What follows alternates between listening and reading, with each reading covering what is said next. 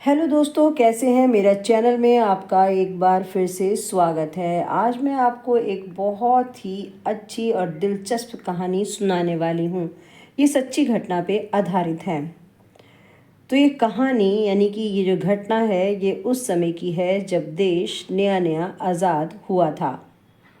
सभी सुविधाएं हम लोगों को मिल गई थी और कुछ सुविधाएं मिलना अभी बाकी था। उन्हीं सुविधाओं में से सबसे ज़्यादा ज़रूरी थी शिक्षा। जी हाँ, शिक्षा जो देश को आगे ले जाने के काम आती है। तो इसी शिक्षा के आधार पे कुछ स्कूल गांव में बन चुके थे और कुछ स्कूलों का बनना तय था। हालांकि जो छोटे गांव थे वहाँ पर उस समय की बात है 1950 के आसपास, तो जो स्कूल थे वो अभी 5वीं तक ही थे। तो वहाँ के बच्चे वहाँ पर शिक्षा ग्रहण कर लेते थे और बाकी जो बच्चे होते थे वो गांव के बाहर चले जाते थे 5वीं क्लास के बाद। लेकिन अब समस्या ये आती थी कि लड़कों को तो बाहर गांव के भेजा जा सकता था, लेकिन लड़कियों का क्या किया जाए, उनको कैसे शिक्षित की जाए।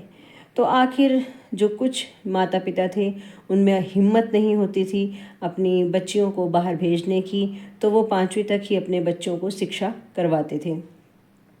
तो ये बात है हिमाचल प्रदेश के एक गांव की।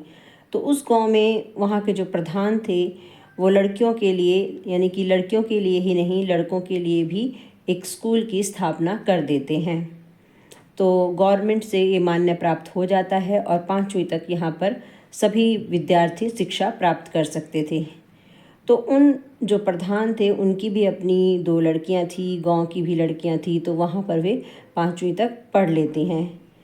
अब जब उनकी पढ़ाई संपन्न हो जाती है तो आगे की समस्या ये थी कि अब बच्चों को आगे की पढ़ाई करने के लिए कहाँ भेजा जाए। तो सभी का ध्यान आता है कि गांव से दूर एक शहर है, शहर का नाम हमीरपुर है। वहाँ पर स्कूल है 10वीं तक और छात्रावास भी है यानी कि हॉस्टल भी है, तो लड़कियां वहाँ रह सकती हैं। तो समस्या का तो हल हो गया था, लेकिन बहुत से जो पेरेंट्स थे वो मानने को तैयार नहीं थे अपनी लड़कियों को भेजने के लिए कि हम इतने दूर अपने बच्चों को नहीं भेज सकते, क्योंकि स्कूल कोई 20-25 किलोमीटर दूर था और उस वक्त तो किसी भी प्रकार की सड़कों का, बसों का कोई प्रबंध नहीं होता था। तो स्कूल तो दूर ही था क्योंकि आपको पैदल जाना है। अब रोज़ रोज़ कैसे पैदल जा सकते हैं। तो आखिर में समस्या का हल ये निकलता है कि बच्चों को छात्रावास में यानी कि लड़कियों को वहाँ छात्रावास में डाल दिया जाए। तो इस तरह से गांव की 5 लड़कियां आगे की पढ़ाई करने के लिए जाती हैं। अब उनकी दिनचर्या ये थी कि सोमवार को वो स्कूल पहुंचती थी और शनिवार तक उनका स्कूल होता था। तो शनिवार को वो दोपहर से जल्दी छुट्टी ले लेते थे स्कूल से, ताकि जल्दी अपने गांव पहुंचा जा सके। तो वो घर के लिए निकल आते थे और उनको उस वक्त घर से कोई ना कोई बड़ा बुज़ुर्ग होता था लेने के लिए आ जाते थे, तो उनके साथ वे घर पहुंच जाती थी। तो जो संडे होता था, इतवार होता था, अपने परिवार के साथ वो बच्चे रहते थे और फिर वही सोमवार आता था और उनको जाना पड़ता था। तो अब गांव में से ही एक व्यक्ति की ड्यूटी निर्धारित कर दी गई थी कि जब भी सोमवार आएगा तो सुबह जो 5 बच्चे हैं उनमें से किसी न किसी के जो बड़े बुज़ुर्ग हैं, मामा, चाचा, ताया, जो भी, वो उनको सुबह सुबह स्कूल के लिए घर से लेके जाएंगे। तो इस तरह से ये काम चल रहा था। मतलब बच्चों को छोड़ना लाना, ये प्रक्रिया आराम से सब कर रहे थे। तो एक बार होता ये है, अब हम मेन कहानी के मुद्दे पे आते हैं जिस दिन ये घटना घटी।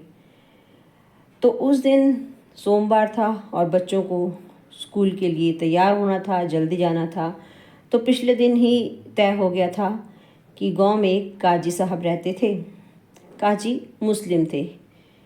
तो उनकी भी जो बेटी थी वो वहाँ पढ़ती थी। तो उस दिन काजी साहब की ड्यूटी लगती है कि उनको ही बच्चों को सुबह लेके जाना है। तो काजी जी बोलते हैं कि ठीक है, मैं बच्चों को पहुंचा दूंगा।